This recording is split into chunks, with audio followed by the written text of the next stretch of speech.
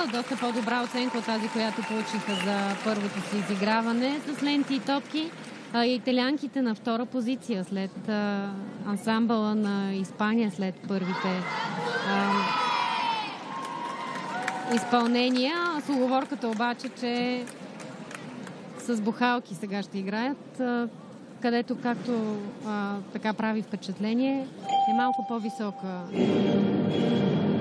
разлика.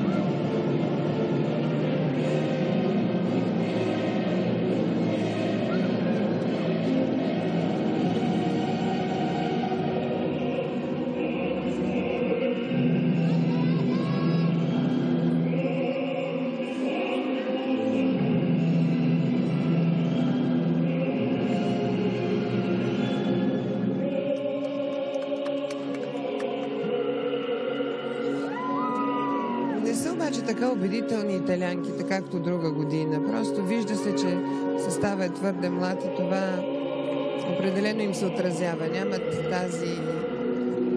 този заряд и тази енергия. Винаги са били с много повече енергия са седяли на терена. Сега са малко плахи. Определено.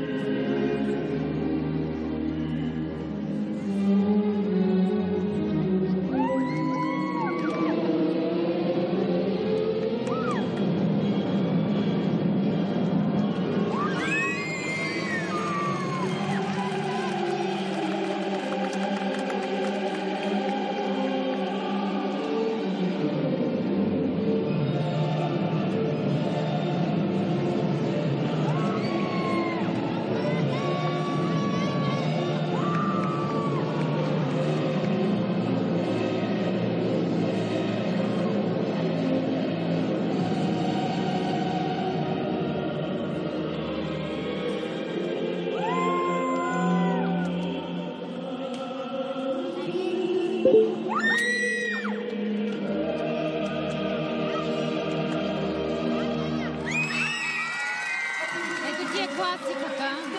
Понеже каза, че класиката ти липсва. Ето, че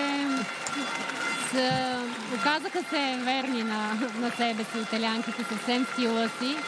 Да, това е стара композиция, може би втора година вече играят. Реквием на Верди.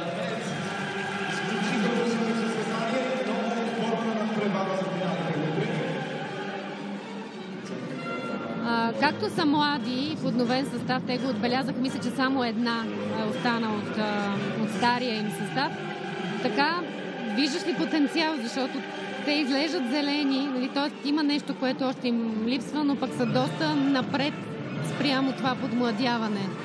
Така, доста по-изработени предвид това, че са подновен състав. За съжаление, на тях ще им отнеме време да се сработят и като ансамбъл. В един отбор е много важно как ще се сработят една с друга. Каква връзка ще направят помежду си. Вярно е, ключът към техния успех дългогодишен в предишния цикъл беше именно това. Хомогенния състав,